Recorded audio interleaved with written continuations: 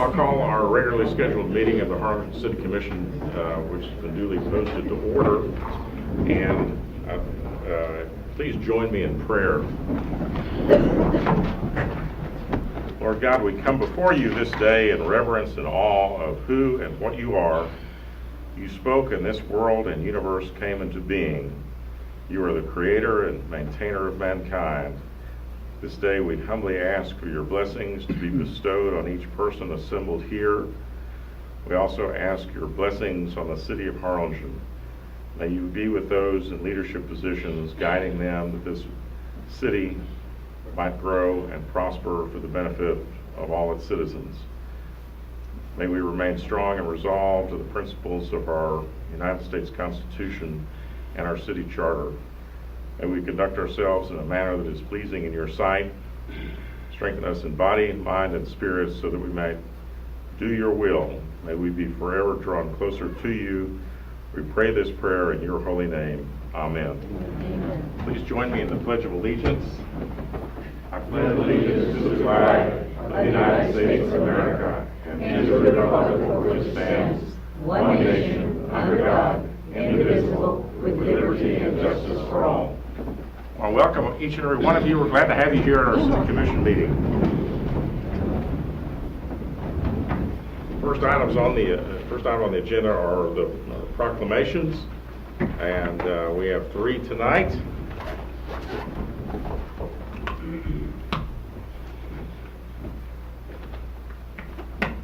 And the first one is proclamation in honor of Father William T. Pendergrass.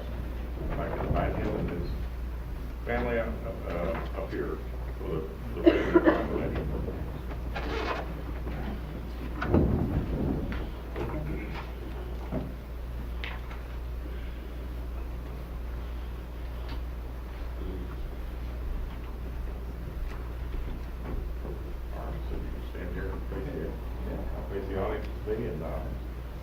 Whereas June 7, 2017 marks Father William T. Pendergrass SSCC's 50th anniversary of ordination in the Congregation of the Sacred Hearts of Jesus and Mary. And whereas Father Pendergrass has dedicated most of his religious life to Rio Grande Valley and specifically to Our Lady Queen of Peace Parish in Harlingen. And whereas his ministry as pastor for many years has affected many of the parishioners, and they praise this day for the deep and enduring commitment of Father Pendergrass and selfishly for many years to help the church grow and thrive by providing valuable services. Whereas the parishioners of our Queen of Peace Church are grateful for his services to the family and Catholic community here. And whereas the parishioners of our Queen of Peace Church extend their most sincere gratitude for his passion as a devoted pastor, whereas it is a pleasure to extend this expression of the city's esteem and best wishes to Father Pendergrass on such a memorable occasion as he celebrates his 50th anniversary of ordination in the Congregation of Sacred Hearts of Jesus and Mary. And therefore, I, Chris Boswell, the City of Harlingen, Texas, on behalf of the Harlingen City Commission, express our sincere congratulations to Father William T. Pendergrass, SSCC, as he celebrates his 50th anniversary of ordination for his dedication of distinguished service to our community, and to hereby proclaim June 7, 2017 as Father William T. Pendergrass SSCC Day in the city of Harlingen, calling all citizens to recognize this special day in observance of the 50th anniversary of his ordination. Father, congratulations.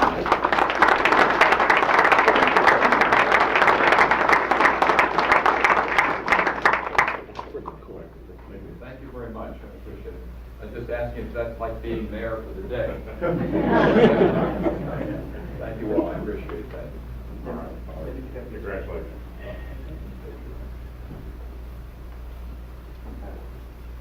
Thank you. All right.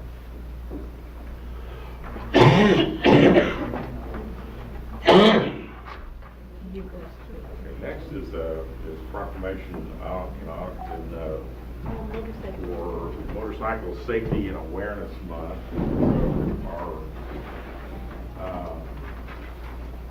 All of you who are the supporters of this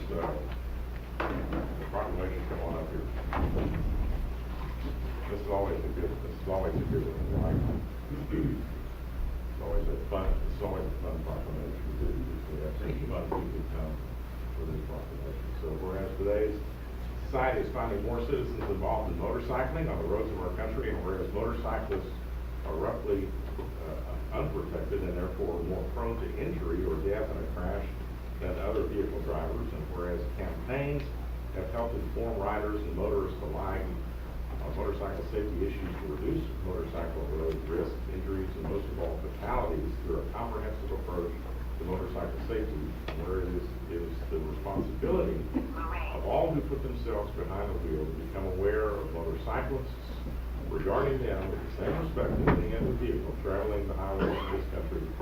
And it is the responsibility of riders and motorists alike to obey all traffic laws and safety rules, and whereas urging all citizens of our community to become aware of the inherent danger involved in operating a motorcycle, and for riders and motorists alike to give each other the mutual respect they deserve.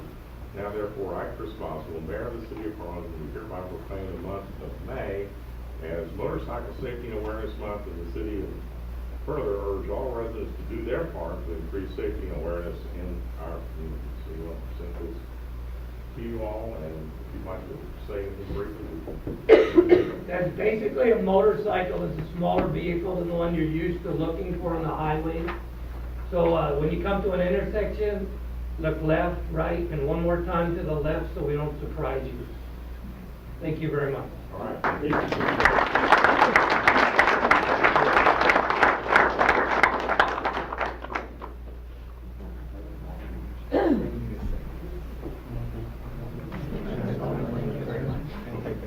Next proclamation is National Public Works Week. So all our public works guys up on up.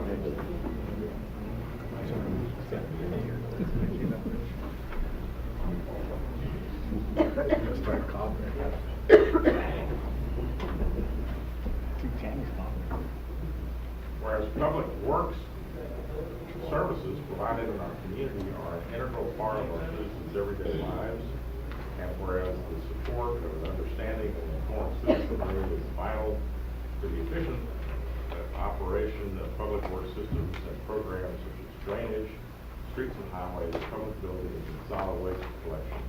And whereas the quality and effectiveness of these facilities, as well as their planning, design, and construction, are vitally dependent upon the efforts and skill of public works officials, and whereas the efficiency of qualified and dedicated personnel who staff public works departments is materially influenced by the people's attitudes and understanding of the importance of the work they perform. Now therefore, I, Chris Boswell, Mayor of the City of Harlingen, hereby proclaim the week of May 22nd through the 26th, 2017 as National Public Works Week in the City of Harlingen. I call upon all citizens and civic organizations to acquaint themselves with the issues involved in providing our public works and to recognize the contributions which public works officials make every day to our health, safety, comfort, and quality of life.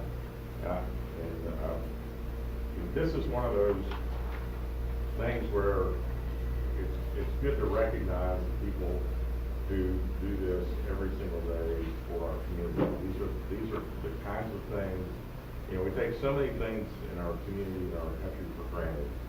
This is one of the things we take for granted. We take for granted all these everyday things that have to get done to make our community a safe place, an enjoyable place to live.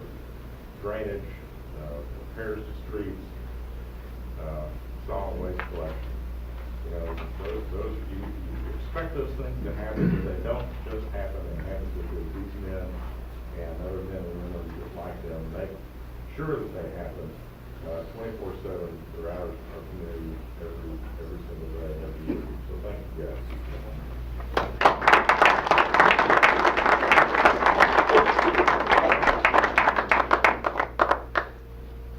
I want to thank all the public works staff, and especially Basil Kabuda with the street department, Felix Flores with the sanitation department, Luis Rivera with police maintenance, and Eli Cruz with traffic signals and lights, and Carlos Sanchez, who's the assistant city manager for Exxon. Thank you. All right, thank you.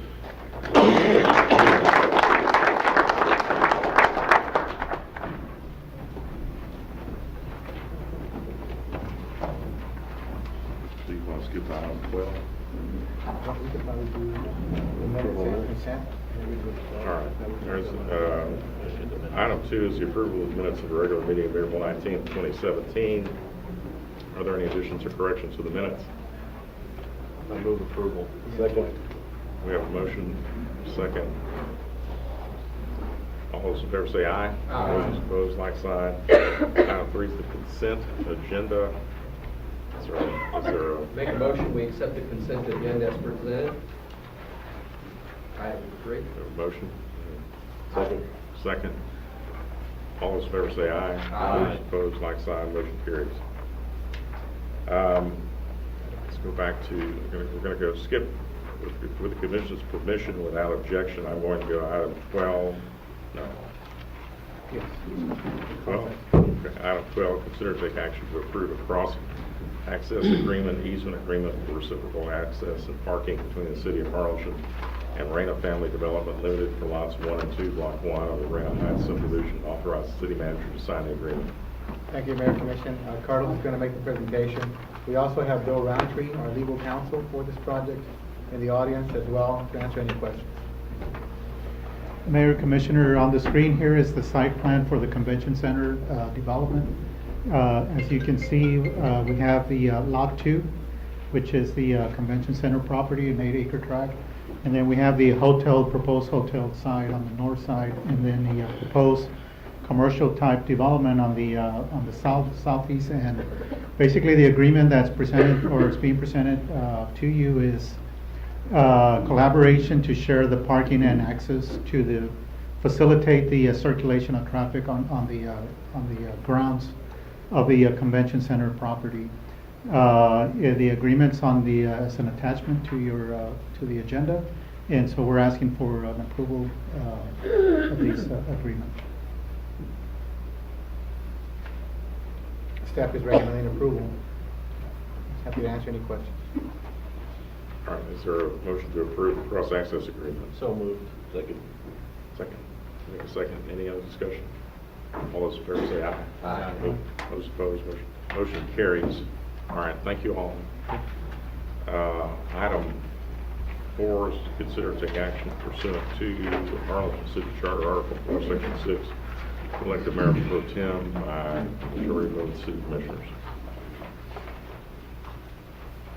Mayor, I'd like to make a motion that we allow Commissioner Mesmar to continue as our mayor pro tem this year. Second. Okay, we have a motion and a second. That was quick. Any other discussion? All those in favor say aye. Aye. Those opposed? Congratulations. Congratulations. I'll be there. Mayor Pro Tem Mesmar. Yes. I have you on speed dial. Yeah. Well, Amanda does anyway. All right, item 5, consider adoption of a resolution nominating a Harlingen Medical Center Limited Partnership, HMC, as a Texas Enterprise Project pursuant to Texas Enterprise Zone Act, Chapter 2303, Texas Government Code. Good evening, Mr. Ramiro. Mayor. Aye. Good evening, Mr. Mayor and Commission. Thank you for the opportunity to speak with you guys today. My name is Ramiro Aleman. I'm with the Harlingen Economic Development Corporation. And as you know, the goal of the Harlingen Economic Development Corporation is not only to bring in new investment opportunities, but to also work with the current companies that are located in Harlingen. One such company is the Harlingen Medical Center. We've been working with them on their application for the Texas Enterprise Zone funding. As you know, the Harlingen is allowed up to 6 nominations per biennium. This would be the second one for this biennium, so we're definitely able to do that tonight. And in attendance today is Brenda Ivory, CEO for the Harlingen Medical Center, David Glassberg, their CFO, and Adam Glatz, their consultant, and he will give you a more in-depth, detailed update on that.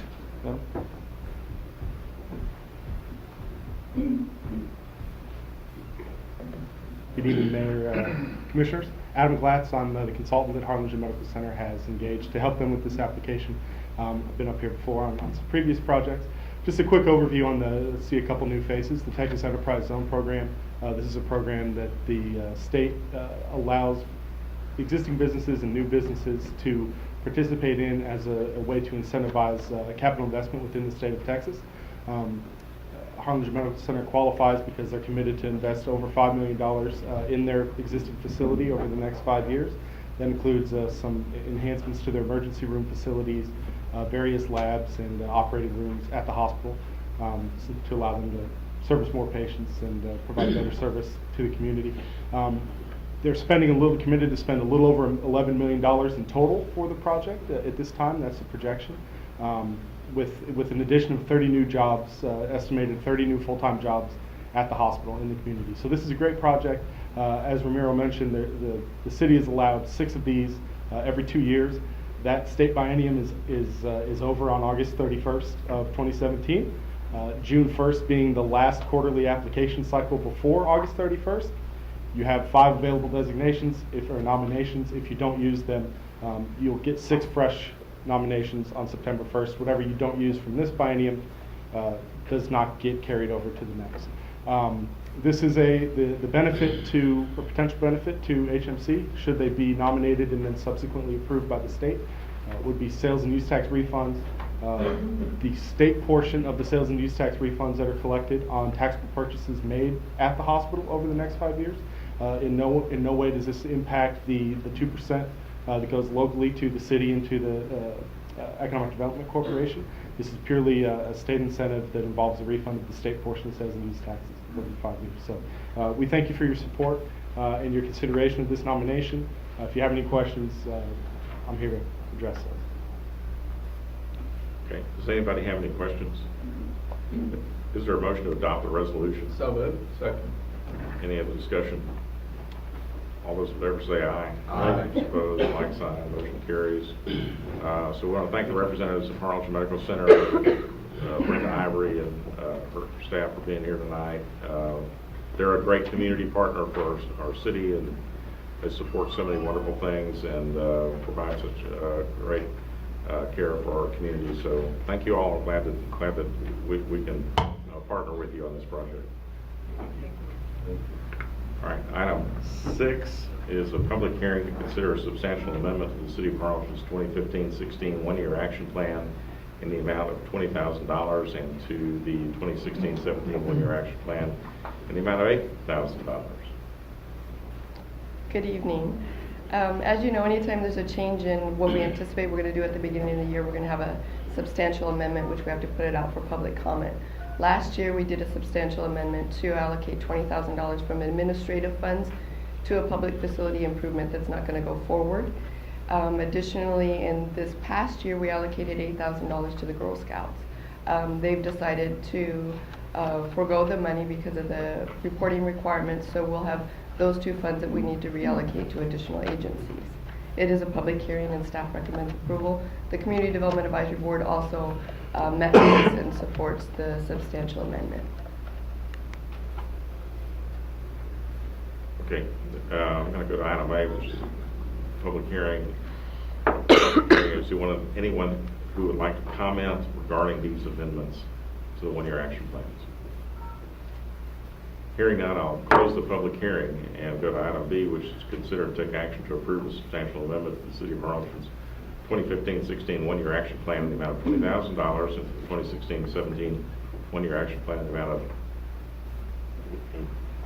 it's $8,000, right? That's correct.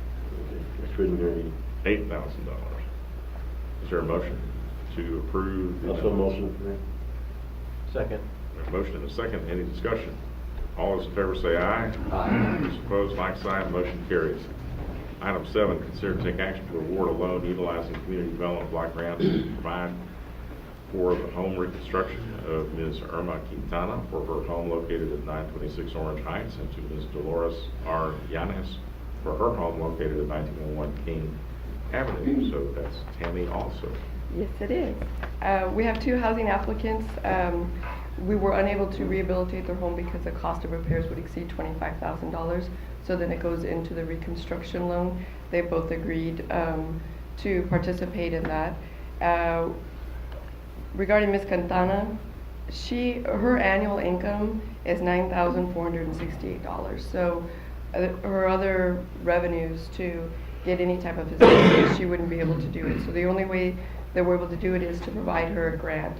The first grant will be deferred over 5 years, and the second grant will be deferred over 10 years. So as long as she continues to reside in the home, she'll owe nothing to our program. And that's the same with Mrs. Yanes. The difference in the amount of bids that we received is the amount for the demolition, because Mrs. Quintana has a 2-story structure, so the demolition cost is greater than that of Mrs. Yanes.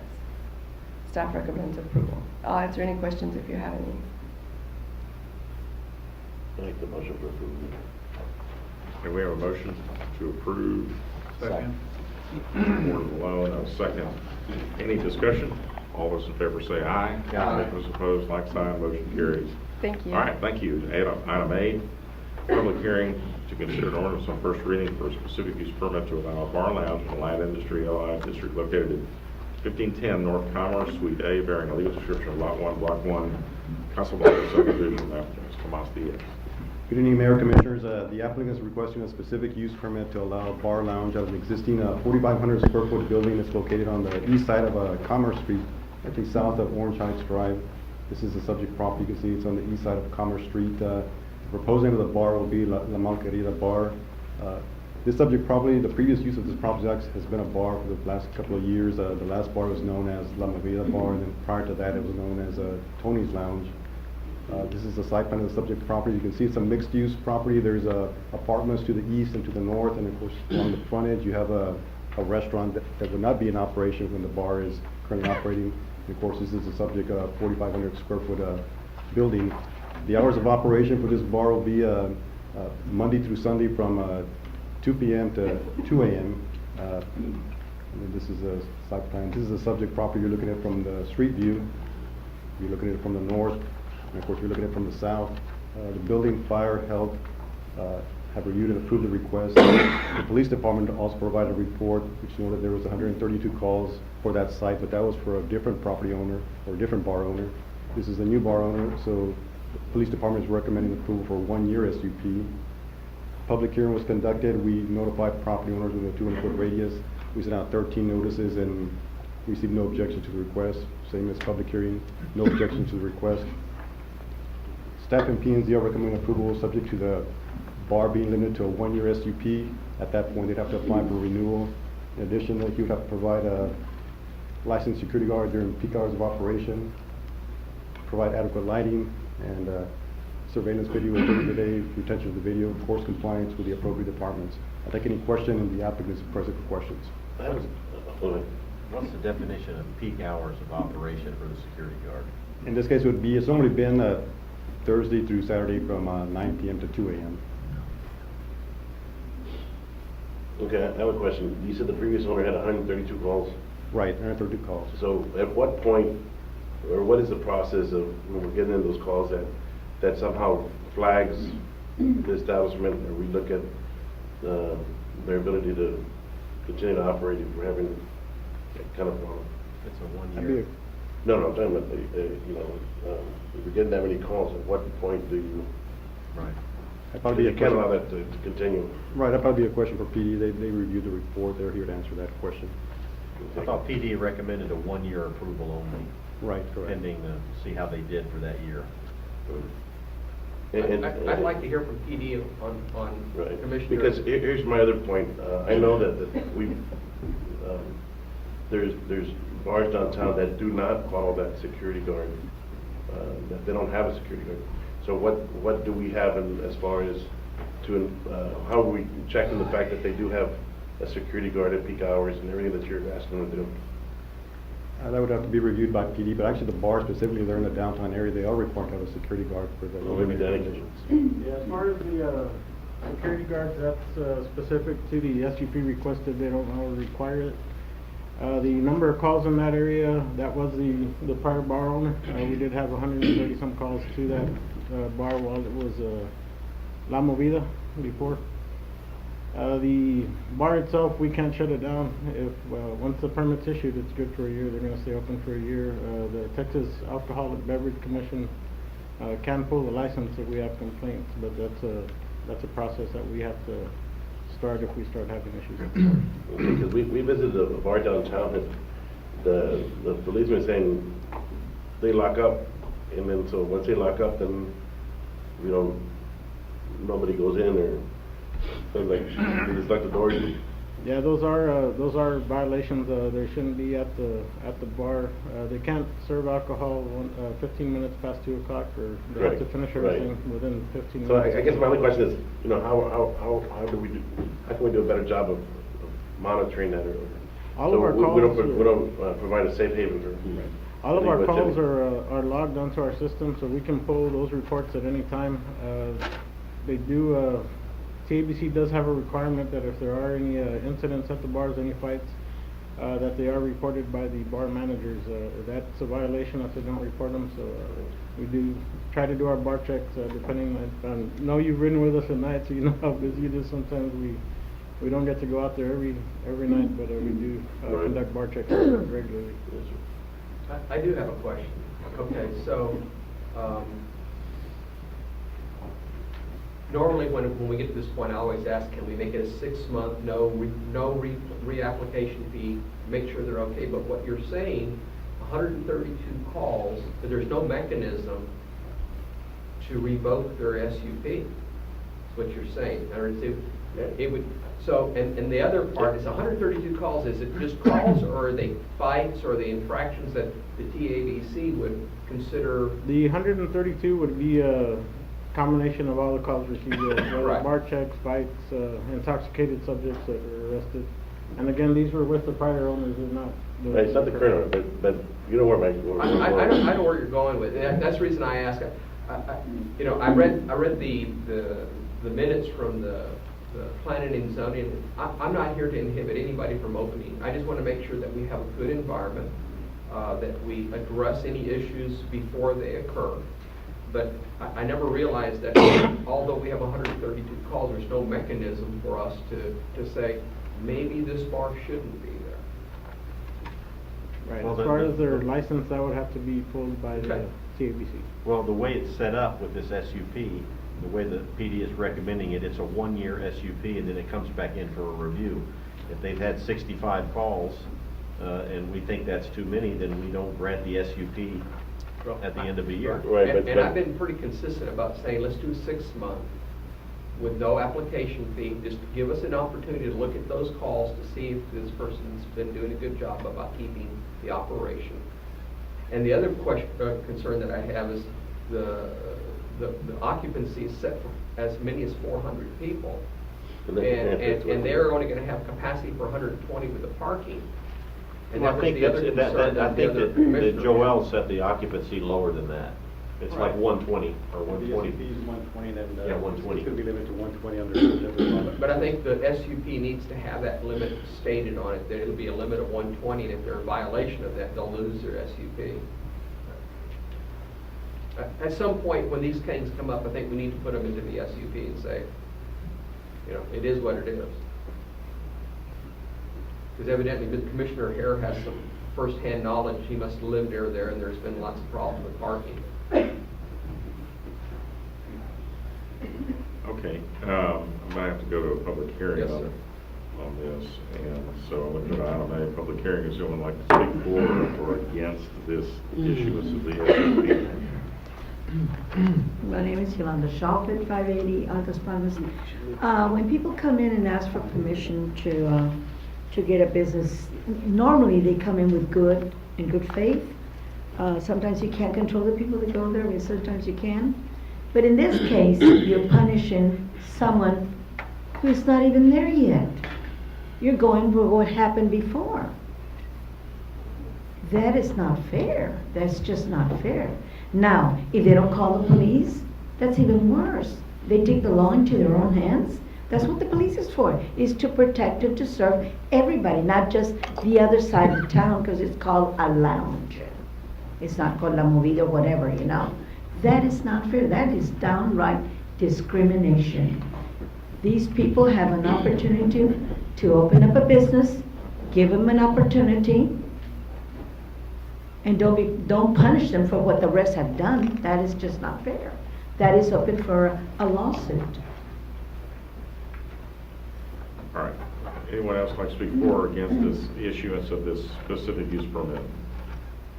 Hearing none, I'll close the public hearing and go to item B, which is to consider to take action to approve specific use permit for the bar lounge on the above described property. Ask the city attorney to read the caption, please.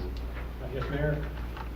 An ordinance amending the Code of Ordinances of the City of Harlingen to issue a specific use permit, SUP, to Tomas Diaz to allow a bar, lounge, and a light industry, LI district located at 1510 North Commerce Street, Suite A, bearing a legal description of Lot 1, Casablanca subdivision, subject to complying with the following.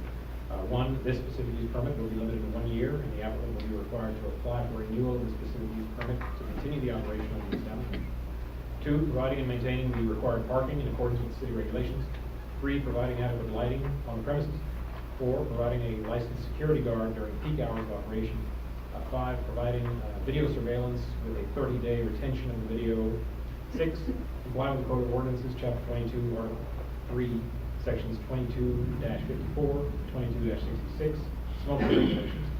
And 7, comply with the requirements administered by the planning and zoning, building inspections, engineering, environmental health, fire prevention, and police departments, providing for publication and ordaining other matters related to the proposal. All right, so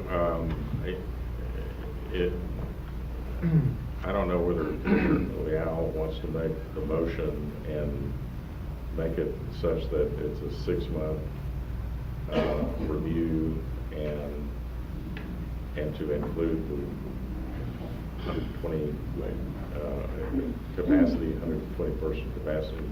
So moved. Okay, so that's the second. Any? Are we gonna eliminate the fee for the No fee, reapplication? it'll be a 6-month no fee. It's a Commissioner Leal special. It's implied. that What's an inconvenience? It's implied that there's no reapplication fee. Okay, so we have a motion and a second. Any other discussion?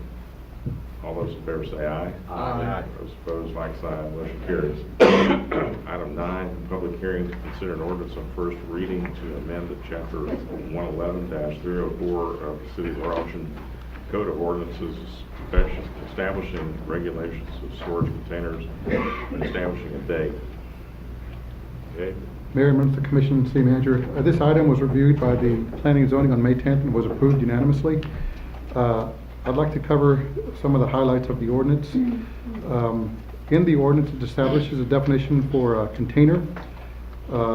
It also will limit the number of storage containers on a lot to no more than 1 storage container permitted for a 90-day consecutive period with an SUP. Now, one of the changes is that we will no longer be approving SUPs administratively. They must all now go to the Planning and Zoning and then be approved by City Commission for a 90-day period. It also establishes a screening requirement for all storage containers that are non-compliant. They must not be visible from the street or must be enclosed and screened so that the container itself is not visible for the street. And then they must comply with the ordinance within 2 years. So in other words, any SUP that was granted to a storage container will allow the storage container under this ordinance to be there for 2 years, and it's got to be removed.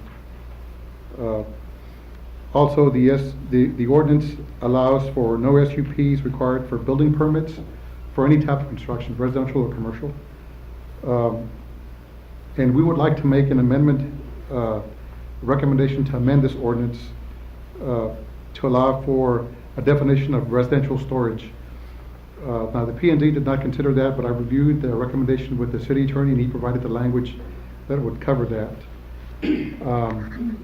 It would be, a section E would be added that would read, a storage container no larger than 16 feet by 8 feet by 8 feet may be allowed on a lot in districts RPH, which is residential patio home, and R1 and R2 for the purpose of moving household items to and from a residence, but such storage containers may not be left on a lot for longer than 30 consecutive days within a 12-month period. Now, what this does is it allows for residents to be able to rent a pod-sized unit. And the largest unit we're allowing is a 16-foot by 8 foot by 8 foot, which would accommodate 3 to 4 bedrooms that could be moved at one time. The smallest one would be 7 by 7 by 8, which would accommodate one fully furnished room to be moved. And we're only allowing these in residential units. We're not allowing them in multifamily or quadruplexes either. Now, earlier today, though, the school district did send an email to the city manager. They read the article in the paper and he had a few concerns. One was with the number of containers allowed on the construction site. The ordinance will not limit the number of storage containers as long as there's an active building permit. So you need to have 20, 30, 40 because of a school that's being constructed that won't be impacted by the ordinance. And the second concern they had was the screening of the storage containers at job sites. Well, the screening of containers is only limited to containers that are non-conforming use. So those containers at a school district's job site would not be impacted. Yes. The non-conforming are the existing ones that are out there now. Yes. Just to That were define granted. that, the non-conforming is something that's already in existence that will be granted for another 24 months. That's correct. Got it. And the way you have it set up is that an applicant could make an application to have an SUP for 90 days, one time a year, one per lot, right? Yes.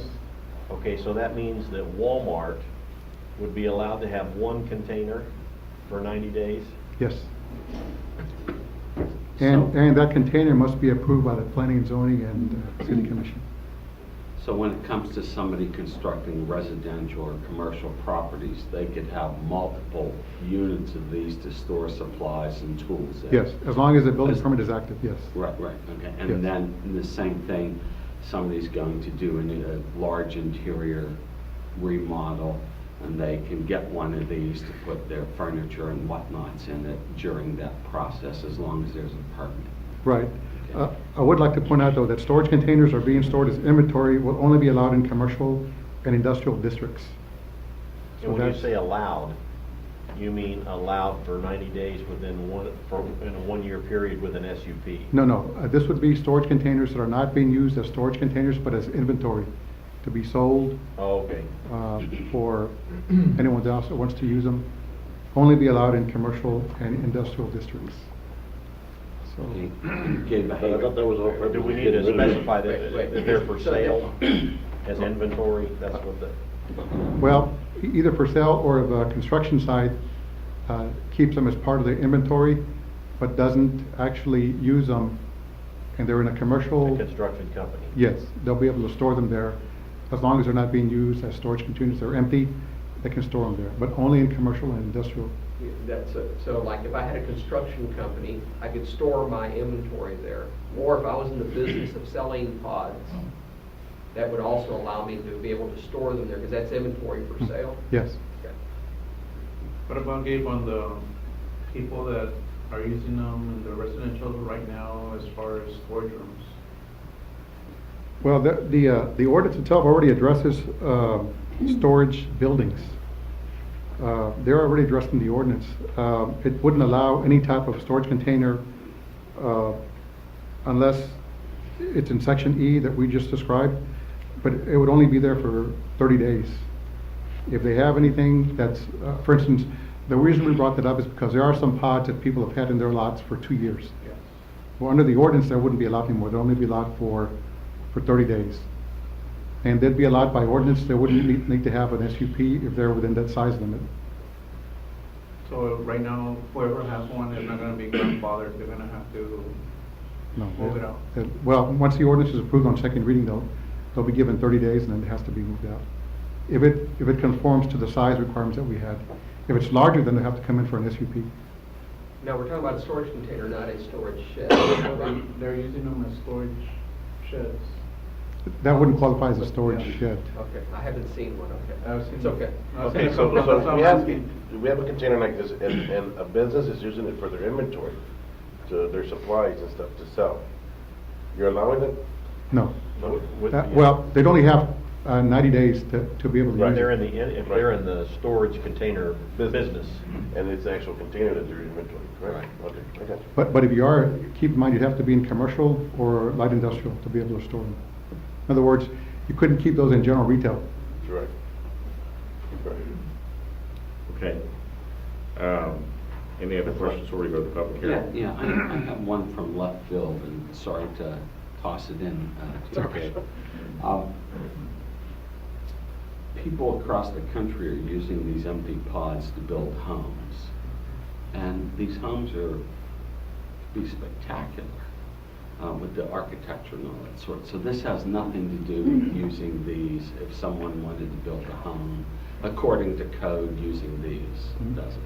Well, that issue came up in the planning and zoning, but for some reason it was inadvertently left out of the minutes. When that would happen, we would not be looking at the building plans rather as pods, but as building materials. So we'd have to have an architect that would design, an engineer stamp on it, saying that they would be able to be used as a residential unit. Of course, you'd want them to be aesthetically pleasing as well. Correct. But at that point, this would be building materials, not necessarily a storage container. They just used one at Payne Automotive at the end of Camelot. They took two of them, and it's a very attractive building. It has some issues with the electrical being on the front, but it's an attractive building, the way they did that. And as Commissioner Mesmore says, I've seen some of them, that are unbelievable homes that they spend a lot of money with the storage container. Right. But that goes into a whole different Right. process. Yes. And through the approval process for a Right. building permit. Right. And it becomes then just a material, not, Right. yeah. That's All why right. that was a question from left. Yeah, yeah. Well, Meg Jordan asked that question. Meg Jordan asked that question, yeah. She asked that question. Okay. All right, I'm gonna go to the public hearing now. Is there anyone who'd like to speak for or against this ordinance? Yolanda Shaw at 580 Altas Palmas.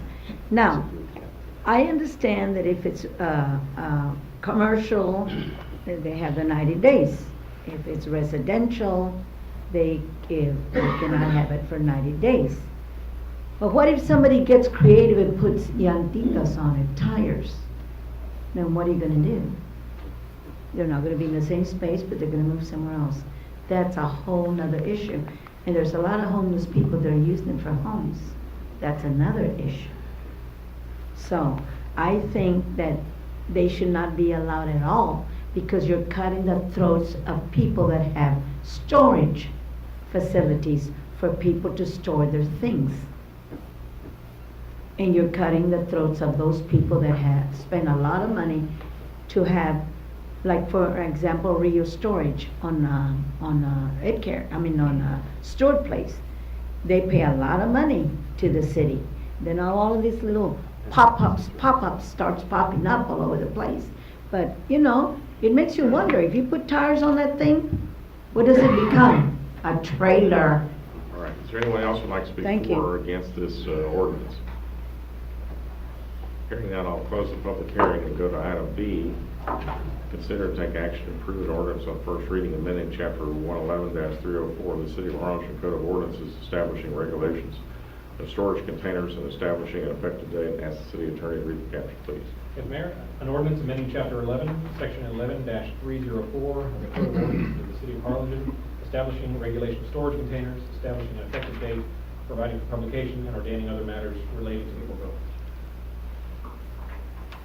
And any approval would include the amendments, right, to section E? Section Yeah, well, they're not technically amendments. The ordinance that we presented to the commission tonight includes the changes Okay. that Includes section staff E. Great, made thank you. earlier today. Is there a motion to adopt the ordinance? So moved. Second. We have a motion and a second. Any other discussion? All those in favor say aye. Aye. Those opposed, like sign. Motion carries. I want to thank the staff for all of the work on this issue. It's a complex issue with way a lot of different competing interests and kind of blend them together to make it fair for everybody. So, but also to achieve the ultimate goal, which is to improve the appearance of our community and not allow these containers to clutter our main thoroughfares and places like that. So thank you all. Item 10 is a public hearing to consider an ordinance on first reading for a specific use permit to allow a recycling center, Ferris in a light industry district located at 1318 North Commerce Street, bearing a legal description of 3.4042 acres out of Block 1, Harlingen Land and Water Company subdivision. The applicant is Nicole Ortiz. Yes. Mayor Commissioners, the applicant is requesting a specific use permit to allow recycling center ferrous material at the property located at 1318 North Commerce Street. This is a subject property. Again, it's on the east side of Commerce Street, south of Orange Heights Drive. The facility will mainly be like a buying facility where they'll buy the recyclable materials and then they'll transport them to their facility that they have in Donna. The hours of operation would be Monday through Friday from 8 p.m. to 5 p.m. 8 a.m. to 5 p.m. and then on Saturday from 8 a.m. to 1 p.m. This is the site plan of their facility. This is a street view of the subject facility. As you can see, this was a recycling facility under previous use. This is looking at it from the western view. The building, fire, and environmental services have a review request, recommending approval of the request subject to compliance with applicable codes. The police department also reviewed the request and is recommending 1-year approval of the SUP. We did notify the property owners with a 200-foot radius. Staff received no objection to the request. Public hearing was also conducted by the P&Z Commission. Staff and P&Z Commission recommend approval subject to the applicant providing and maintaining the required parking required for the facility, providing an 8-foot solid screening fence around the perimeter of the property, as well as limiting the stacking of the recyclables to no higher than 8 feet in height. Also providing a landscape buffer along the front perimeter of the fence, obtaining the proper permits, of course compliance with the appropriate city departments. I'll take any questions, and the applicant is also present for questions. I'll also note that on the ordinance, the PD had recommended the 1-year approval, but that's not noted on the ordinance, so you may want to include the 1-year SUP for that particular. And that was my question. Why would they ask for just 1 year for PD? Any notes? I didn't see that in here. It wasn't on the report, but they didn't note the 1 year with that condition. They could probably answer that question. I have a question then, while it's coming up. Yes. This isn't there's a current recycling facility there, or this would be a brand new one near a current There was one facility? there before, and then there's one to the south of this property. This one is pretty big. But that's a separate business, right? Right, separate business. Okay, so this is nothing new for that neighborhood? Right, correct. As far as the 1-year requirement, usually that's to ensure the correct maintenance of logs. We have a lot of copper theft and things of that nature around the city. In the past, we've had some problems with the recycling centers. This one specifically, again, the previous owner, not the current applicant, that just refused to keep logs of people who were bringing in copper. A lot of our stolen material ended up in these recycling centers. There's a state law about the keeping of the log in there. Yes, sir. Almost like a pawn shop thing. Right. Yeah. It's a log. They'll request licenses and driver's licenses and addresses information. And I remember reading the notice that this is going to be mainly for vehicles. Is that not correct? I'm not sure on this one. I know the last one did accept vehicles, everything from aluminum cans to vehicles, so I'm pretty sure it's going to be the same. Was there any discussion of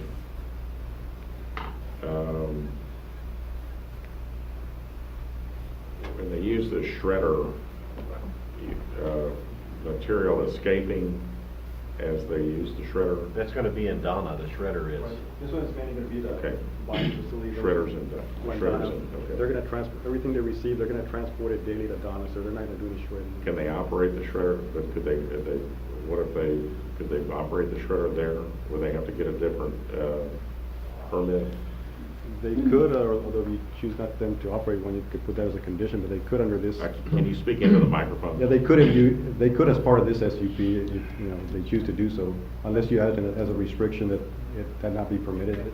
The restriction of the SUP. My understanding, this would be strictly a transfer facility. What I remember reading in the minutes is that it was supposed to be for vehicles Well, rather than for cans and stuff. is- The owner Remember is- the old Anglo iron site, when they had that machine out there, Right. they would shred those cars you could get projectiles that came flying out of there onto the neighboring property owners.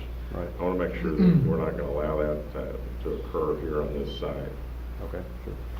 That could be added as a condition to the SUP. Are you on the owners? Yes, sir. Oh. I can answer that question. My name's Homer Garcia. Good evening, Mayor, gentlemen and lady. I'm an environmental consultant, and I'm working for Mr. John and Nicole Ortiz. And as far as that question that just arose, it wouldn't qualify at that location.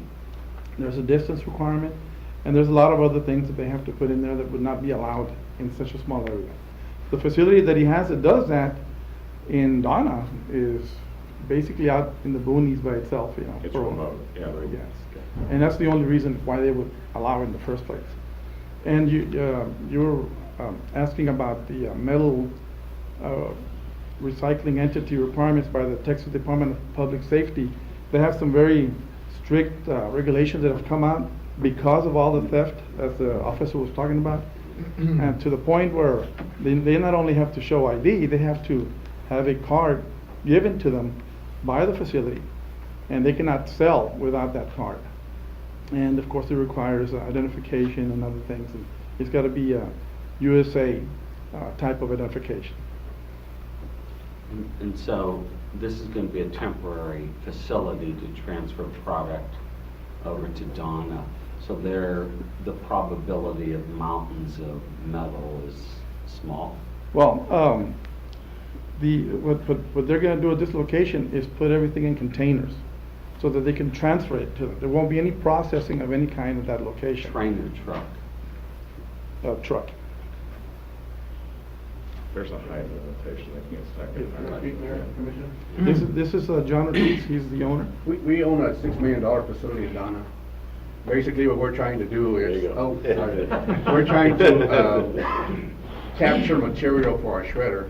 We're out in the middle of nowhere, so the customer from Harlingen won't drive to Donna. We're trying to put safe substations. We got approved in Hidalgo. We're trying to get approved in Harlingen. Like a drop zone, right? To just capture material, ship to our processing plant. We're not going to be torching or welding or cutting or trying to put in a shredder in Harlingen. We're just like a little substation. And do you crush the vehicle or just? No, as it comes in, we're putting it in a container. We have these huge 18-wheeler containers and shipping it to Donna. So there won't be no processing there at all. Will you be accepting beyond vehicles, copper, aluminum cans? You will be accepting Yes, sir. those other, like everybody else does? Yes, sir. In our defense, we just invested in a $15,000 system called Skelet, that if you go there and sell any kind of material, it takes a picture of you. DPS is getting really strict on it, so we've just been proactive and got the system. It'll be the same system we have in Harlingen as well as in Hidalgo. And every day, at the end of the day, it updates to the DPS who sold what, so we can be in compliance.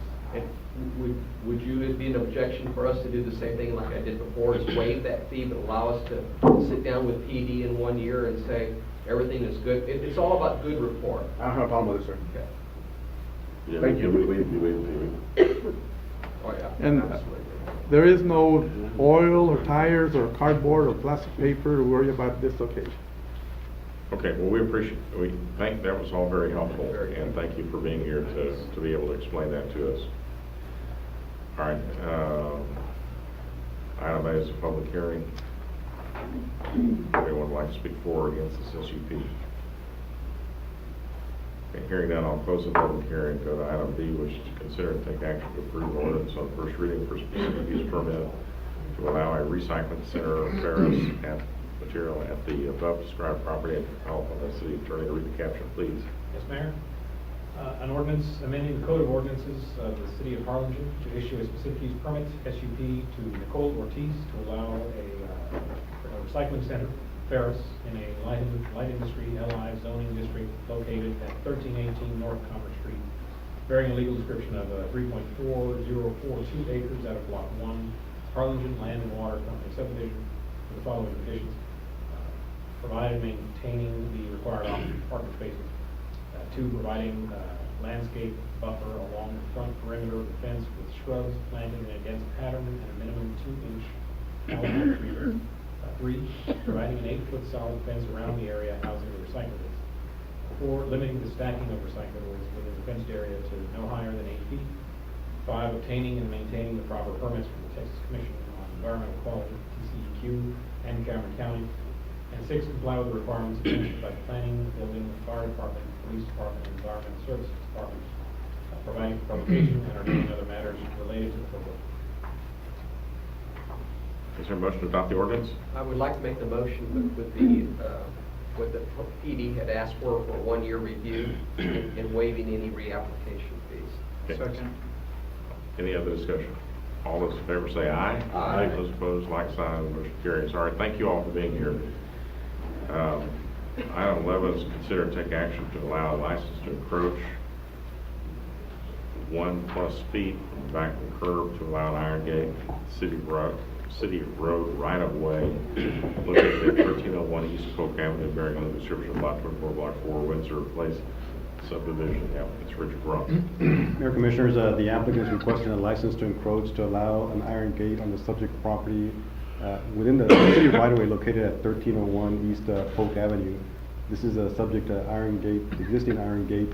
The purpose of this iron gate, they want to keep it there to preserve their parking lot for the church. This is an aerial view of the property. Generally, Polk Street is paved 37 feet wide. It has 24.5 feet of right-of-way on the north side and on the south side. On the east side of this parking lot, there's a screening fence which is on their property, and it's 24.5 feet from the back of the curb. So pretty much the fence stops about this point. The iron gate is on this area right here, about 1 feet from the back of the curb. And you can see this is the iron gate again. The city engineer and the utility companies have reviewed and approved the request. The applicant has also added the city as an additional insured on their liability insurance.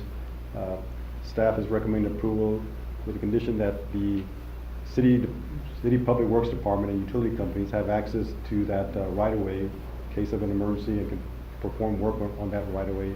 And any damage done to that right-of-way or the gate would be the responsibility of the First Christian Church. I'll take any questions on the item. Is there a motion to allow the license? Second. Any other discussion? All those in favor say aye. Aye. Motion carries. Item 13, consider take action to adopt an ordinance on first reading to replace a yield sign with a stop sign at the following intersection of South B Street and West Polk Avenue, South B Street and West Fillmore Avenue, West Taylor Avenue, and South B Street. Javier. Good evening, Mayor, City Commission, City Manager. This request was presented to staff by residents living in the neighborhood. Staff has determined the need to replace the existing yield signs with stop signs. The replacement of the stop signs will be part of a plan to enhance the safety of the existing intersection by providing better traffic control of traffic movements in the intersection. Including your packet, or not including your packet, are some layouts, but these are the existing intersection at B and Polk. We have those. I think we got these. Okay. I think either, well, here they are. But that's a proposed stop sign at B and Polk. And we grouped them into 3 because there's 3 intersections. So B and Fillmore Avenue, this is the existing. This is the proposed, B and Fillmore Avenue. This is the existing B Street and Taylor Avenue. And this is the proposed. Basically just switching yield signs to stop signs. Staff recommends we make this change. Will they be any larger or? No, just typical. I think they are. Well, the reason I'm asking is if it's been a yield sign, people are going to tend to still yield. We typically put flags on top of the posts. And, yeah, I saw that behind the big HEB. Yes. They run right by it too. I think it's. I know it's difficult because it is a change, right? Yeah, I think it's just a matter of people getting used to it. Okay. Can you read the caption, please? I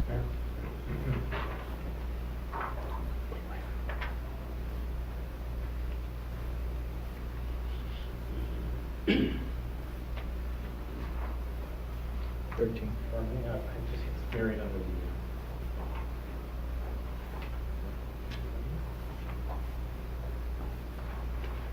I don't think I got it.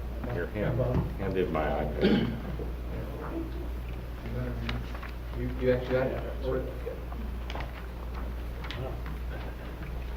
An ordinance authorizing the placement of stop signs on South B Street at its intersection with West Polk Avenue and West Taylor Avenue at its intersection with B Street, and on South B Street at its intersection with West Fillmore Avenue. Establishing a fine not to exceed $200 for the driver of any motor vehicle that fails to stop and yield the right of way in obedience to the stop signs herein authorized, amending or repealing conflicting ordinances, providing for publication and ordaining other matters related to the foregoing. Okay, is there a motion to adopt the ordinance on first reading? So moved. Second. Any other discussion? All those in favor say aye. Aye. Those opposed, like sign. Motion carries. Item 14, consider to take action to approve an ordinance on first reading authorizing the closure of East Austin Avenue between North Business 77 and 13th Street to improve traffic safety. Staff is requesting to permanently close the section of East Austin Avenue between North Business 77 and 13th Street to improve traffic safety in the area. As per the city thoroughfare plan, 13th Street and Austin Avenue are both major collectors with capacity of 1,000 to 15,000 vehicles per day. North Business 77 per the thoroughfare plan is a minor arterial with a capacity of 5 to 30,000 vehicles per day. Due to potential for high volumes of traffic in the area, staff has determined that the closure of this street section of roadway would help to improve traffic flow and decrease the risk of vehicular accidents. Motorists would not be significantly impacted by the street closure as there is a traffic signal intersection located at North 77 and 13th Street. Staff is considering turning this closed section of roadway into a landscape area. This is an area that shows the location of the intersection in question. And this is a layout that shows the proposed section of street that we want to close. Staff recommends that the section of East Avenue Street between Business 77 and 13th Street be permanently closed to improve traffic safety in the area. Do you all have any questions? We looked at this a couple of years ago, and the school district had an objection. They've decided they can live with it now. Remember the school bus issue? They thought it was going to impede their school bus traffic. Yes, at that time, we did get some crash data, and from PD, there was a total of 9 accidents. We did request additional from the last time to December 2016, and then there's an additional 21 accidents in this intersection. I probably use that more than anybody, and I know it's dangerous. It's from the, I guess, the west side of Business 77, it's about 160 linear feet to get, it's a mad dash. I mean, well, you can be turning into the left turn lane and onto 13th Street, and vice versa from Austin back onto 77. TxDOT doesn't participate with us on anything like that, even because it's adjacent to the... Actually, we did get with them, and they basically, it's a city street. Currently, there is no left turn signal on Business 77 east, or I guess northeast,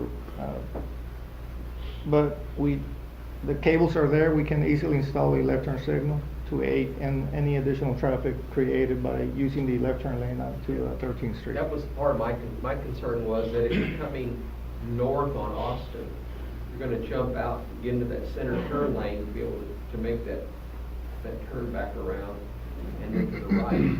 So I think a left turn lane would be That'd be real good. a left turn signal would be critical to help the flow. The other concern I have is the short distance between East Austin on the north side and that intersection, because you're going to get people stacked up. Right now they stack up and you can jump across and then make a right to go back down Sunshine. Now what will happen is if you're coming down East Austin, if people are stacked up, you're going to have to jump out to get onto the far lane to make another hard right to go north on Business 77. We're not talking straight through traffic, we're just making, I'm going from Austin and I'm going towards whatever's out there on North 77. Is that Cardinal Street, or the next one down? What is that? On 77, we'll call that south, the bottom of the picture. Churches. That's 13th That's Street. Cardinal Drive. Cardinal on the Drive. south. But to the So north that's- of that is going to be your Bowie, or you can actually go through Bowie and make that short. Well, but what I'm saying is that what it's gonna do is it's gonna put some people onto Cardinal Drive to avoid that whole mess. They'll go around Cardinal, then turn and get back onto Austin. Because the people that are coming there are primarily going to the HEB on Morgan How are we going to close how are we going to close it? We'll build the curb and gutter section to connect the existing on the north side and the south side. Same thing along Business 77, we'll build a curb and gutter. And landscape it. And that'll be in-house done. And landscape it. I mean, is there a way to just put some barriers there before we do all that stuff? Actually, we do have some. Put some barriers there for 6 months to a year. Oh, like the rails? We do have some water-filled barriers that we can use at that See if- location. We can see how it works, and we, See if there are no unintended consequences of this. That was the concern I raised to staff. I said, can we do something temporary, like even if it's just wooden barriers, just to, let's get beyond. I wouldn't do wooden, but you'd have to put Right. the Like concrete. concrete strips? we do have some orange barriers that we can fill with water, and those are they're pretty heavy. They're not gonna go anywhere. Okay. And you said there were 21 accidents there. In what time period was that? That was from 3/6/2012 to December 15, 2016. We had none from December to now. 4 years. In 4 years? yes. You said 21, so there's 5 accidents a year. Five and a correct. half accidents a year. Previous to that, it was. Before that was only 9. No, Javier, I think it was from 2012 to 2014, you had 9? From 2010 to 2012, we had 9. From 2012 to 2016, we had 21. Yeah, so there's 5 accidents a year there. Right. Well, now I think what It's you're right. saying there were double It was from it one was double. period to the Yeah, second period. it was 3, yeah, it was 3 over 2 years. It's right? the same. Year. It was And 2 I went years to and then 5 or 4 6, years. 5 point something. I mean, I've taken this shortcut a few times. I'll say it's tingling and exciting, but it does save time. I'm not scared silly, but I'm rather concerned as I dart across. Yeah, the big one is that, like you said, that 160, when they're coming across way across. I don't do the 160, but I do that little quite often. And so now I've gotten to the point where if I'm taking care of somebody that's in that Austin area, I actually end up going back towards Morgan, because I just know that I'm taking my life in my own hands, trying to jut out there to come back up on 13. Well, I mean, I'm like Commissioner Yulmore, he and I probably both Right. driven through that 10,000 times in the last 20 years. So, I mean, we're through it, I was going through it, 4 times a day when I had kids in school at St. Albans. But anyway, it's people that are familiar with it use it a lot. They but I've got family members that think it ought to be shut down. So I don't know. It's kind of a dangerous thing. But I don't know. I mean, they're like Commissioner Gilmore said. I mean, it may drive other people to, if it does drive other people to Cardinal Street. I mean, we may want to reconsider this. That's why I was saying, why don't we put some barriers up there for a while and make sure it's the right thing we're doing. I don't think the orange one, if we could do the concrete strips like they had on is it Stewart Place? Yeah, where the canal was? I think the orange version, Yeah, I think it'd be- somebody hits them because they don't see But them, those it's less plastic damage. things, if you hit them, you don't, injure yourself severely, right? They're pretty heavy. Water's pretty heavy. And those things are Water's about. 8 pounds a Well, gallon. I guess whatever the architects or engineers come up with is fine. I like the idea of doing something for, let's say, 3 months or so and see how that pans out. It'll be a little different though because summer's coming and there's no school. Well, I'm saying if you all want to pass the ordinance, but before we do the big, final reconstruction of the street and landscaping, all that stuff, let's just put some barriers up there for a few months. We can get with Texas to see if they can give us some of those concrete traffic barriers, to see if they have some available. Okay. Okay, so I'll motion for approval. We need to read the caption, I think.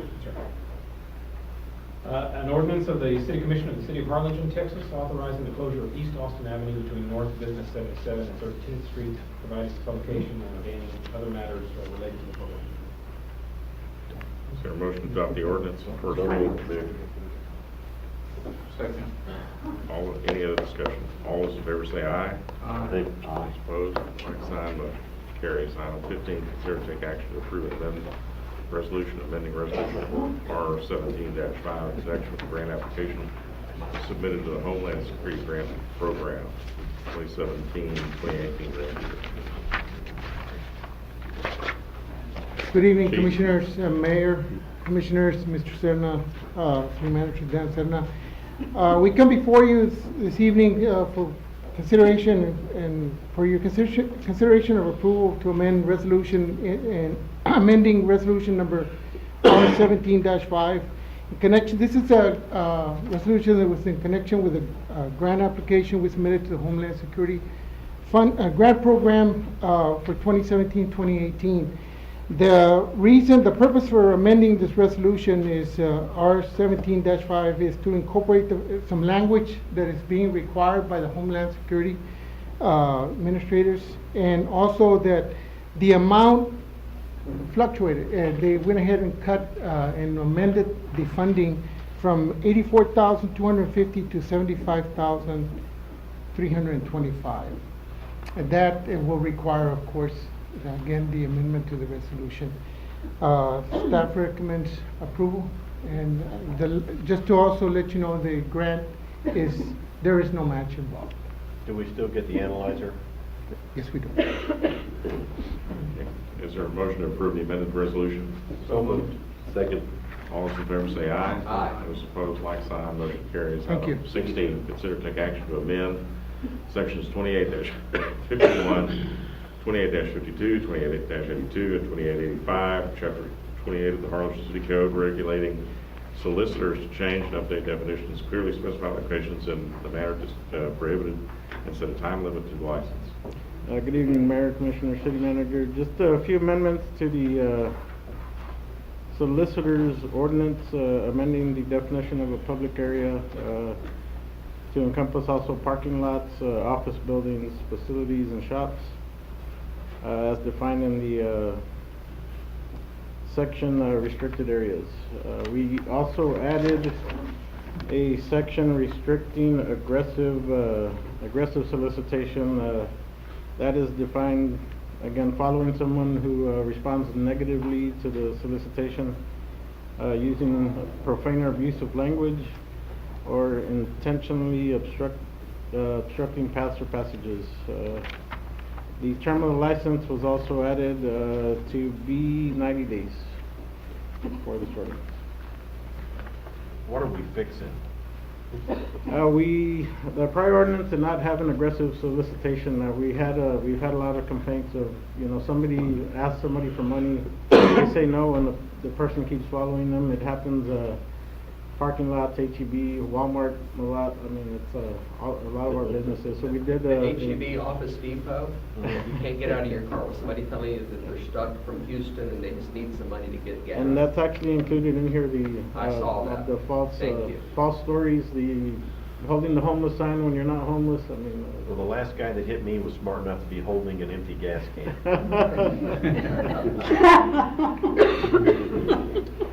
You should have checked her for dollars. It was probably Okay, is there a motion to approve the amendments? So moved. Second. This is an ordinance amending the prior ordinance, so it's got a caption as well. Okay. Okay.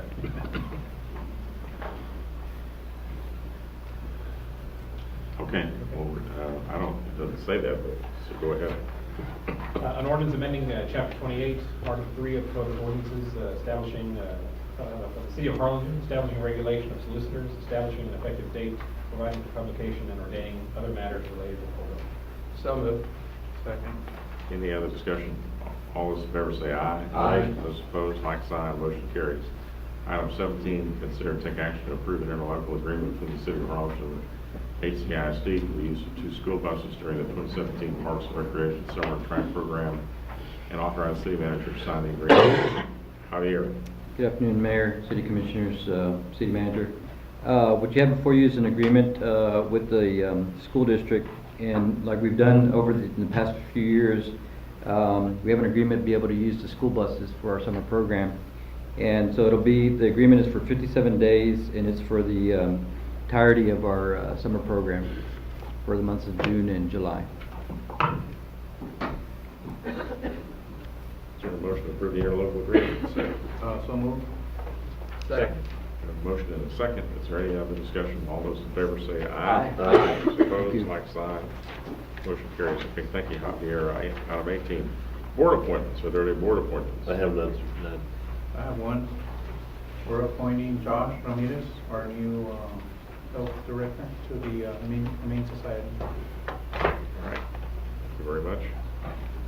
Any others? Is there a motion to approve board appointments? So moved. Second.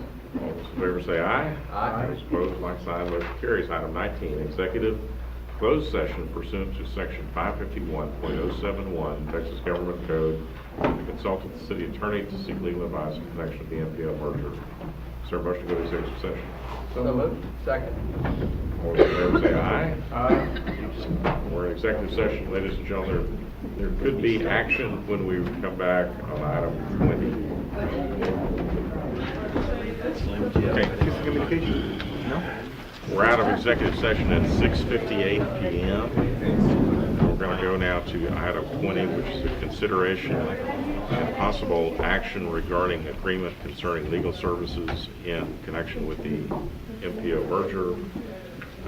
Is there a motion to authorize the city manager to enter into the interlocal agreement as discussed in executive session and to engage Attorney Brian Cassidy to advise us with regard to the MPO merger as discussed in executive session? So moved. Second. Any other discussion? All those in favor say aye. Aye. Those opposed, like sign, motion carries. And so we're adjourned. Citizen communication, there is nobody signed up, so there is none. So we are adjourned. Thank you all. We'll get your